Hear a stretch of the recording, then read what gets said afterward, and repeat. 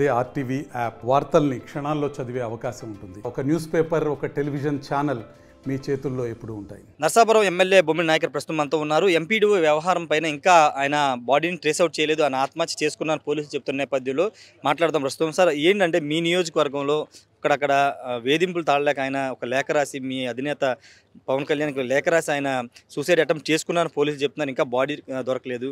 ఎందుకంటే ఒక ప్రభుత్వ ఉద్యోగి ఎందుకు ఇంత ఇలాంటి జరిగింది అనుకుంటున్నాను? చాలా మంచి ఉద్యోగం అండి ఆయన. అంటే నిజాయితీగా నిస్వార్థంగా జాబ్ చేసుకునే పరిస్థితి. అంటే ఏదైతే ఈ ఎలక్షన్స్ ఉన్నాయో, ఎలక్షన్స్ పీరియడ్లో అయినా గత 3 నెలల నుంచి కూడా నరసాపురం ఎంపీడీఓగా అయినా జాబులు తీసుకోవడం జరిగింది. ఆయన కూడా నాకు 1 నెల నుంచి ప్రయాణం, నాకు ఆయనతో ప్రయాణం. నేను చూస్తున్నాను, చాలా దగ్గరగా చూశాను. చాలా ఒబీడియంట్గా ఉంటారు, ఎక్కడ కూడా చాలా జెన్యున్గా ఉండే వ్యక్తి.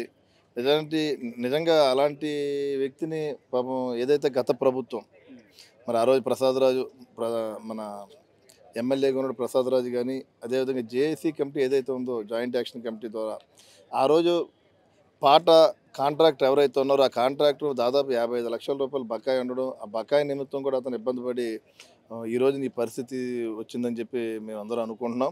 అలాగే నోటు కూడా రాశారైనా మరి ప్రసాదరాజు గారు అనుచరుడు, ప్రధాన అనుచరుడు వాళ్ళు ఇబ్బంది పడుతున్నారని చెప్పి కూడా కళ్యాణ్ గారికి కూడా ఒక నోటు ఇవ్వడం కూడా జరిగింది. మరి దీని వెనక మరి ఆ రోజున ప్రసాదరాజు గారు అనుమతితో మరి ఏదైతే కాంట్రాక్టర్ ఉన్నారో ఆ కాంట్రాక్టర్కి మరి అవకాశం ఇవ్వడం వల్ల జాయింట్ యాక్షన్ కమిటీ దాదాపు 55 లక్షల రూపాయలు మరి ఆయన కట్టడం జరిగింది. ఎక్కడా కూడా ఆయన సమాధానం లేదు, ఎక్కడో హైదరాబాద్ వెళ్ళి కూర్చున్నాడు, వస్తాను ఫోన్ రెస్పాన్స్ లేదు.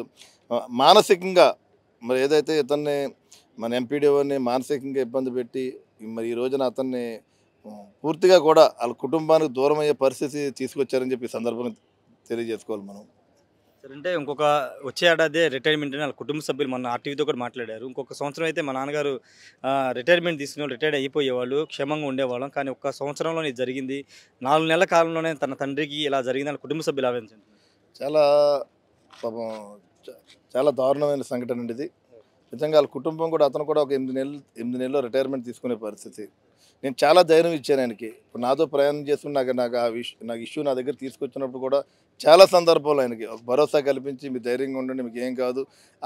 మరి ఏదైతే 29వ తారీఖున ఆయనతో మీటింగ్ ఏర్పాటు చేసినాను, మరి ఆ రోజునే ఏదైతే పంట ఉందో పంటిని ఆ కాంట్రాక్టర్ తోటి ఆఫ్ చేసి నేను గవర్నమెంట్ నడిపించే విధంగా మరి ఆ రోజు నేను ఆయనకి సపోర్ట్ చేయడం జరిగింది. మరి తర్వాత జూలై 3వ తారీఖు నుంచి కూడా గవర్నమెంట్ హ్యాండ్ ఓవర్ చేసుకుని అతనికి ఒక పంట ఉందో కాంట్రాక్ట్, ఆ పంట కూడా హ్యాండ్ ఓవర్ చేసుకుని గవర్నమెంట్ రన్నింగ్ నడుపుతుంది, గవర్నమెంట్ ద్వారా నడుపుతుంది. మరి అలాంటి పరిస్థితుల్లో మరి ఏ రకంగా ఇతను మానసికంగా ఇబ్బంది పడ్డాడో తెలియదు, కానీ పూర్తిగా కూడా మరి అతని కుటుంబానికి కూడా వాళ్ళ అబ్బాయిలు కూడా చెప్పారు, చాలా మనోవేదన చెందారని చెప్పి. మరి నేను కూడా ఒక 4 లక్షల రూపాయల కుటుంబం నుంచి కూడా డబ్బులు కట్టారంటున్నారు. మరి ఇది వాళ్ళ కుటుంబ సభ్యులు కూడా మరి ఏం జరిగిందన్నది కూడా మరి ఇక్కడ మరి చట్టం చూసుకోవాల్సిన అవసరం ఉంది. ఫైనల్ కూడా చెప్పండి, పవన్ కళ్యాణ్ గారు కూడా సీరియస్ అయ్యారు ఈ ఇష్యూ గురించి. ఆ పవన్ కళ్యాణ్ గారే న్యాయం చేయాలని కుటుంబ సభ్యులకు కోరుతున్నారు. ఏం చేయబోతున్నారు పవన్ కళ్యాణ్? ఇలా తప్పనిసరిగా అండి, ఇటు ముఖ్యమంత్రి గారు కానీ అదేవిధంగా మరి పవన్ కళ్యాణ్ గారు కానీ దీనిపై పూర్తిగా డిపార్ట్మెంట్స్ తోటి కూడా ఆయన రివ్యూ మాట్లాడటం కూడా జరిగింది. మరి అదేవిధంగా పోలీస్ డిపార్ట్మెంట్ కూడా పూర్తిగా చెప్పారు. మరి ఏ రకంగా అయినా సరే ఏంటి నిజం అన్నది మనకు తెలియజేయాలని చెప్పి మరి ఇద్దరు కూడా అటు గౌరవ ముఖ్యమంత్రి చంద్రబాబు నాయుడు గారు కానీ గౌరవ డిప్యూటీ సీఎం పవన్ కళ్యాణ్ గారు ఆదేశాలు ఇవ్వడం జరిగింది. అదేవిధంగా కృష్ణా జిల్లా కలెక్టర్లు కూడా మరి ఎన్డీఆర్ బృందాలతో కూడా పూర్తిగా గాలింపు చర్యలు మరి ఆ రోజు నుంచి కూడా గత 4 రోజుల నుంచి కూడా పూర్తిగా గాలింపు చర్యలు చేస్తున్నారు. బట్ నేను కూడా జరిగిన మరుసటి రోజునే మరి మా బ్రదర్ను కూడా అక్కడ పంపించి అక్కడ ఉన్న వాళ్ళ కుటుంబాన్ని కలిసి మరి ఒక మనోధైర్యాన్ని మేము వెనకాల అన్ని రకాలుగా మేము అండగా ఉంటామని చెప్పి ఒక ధైర్యాన్ని ఇవ్వడం కూడా జరిగింది.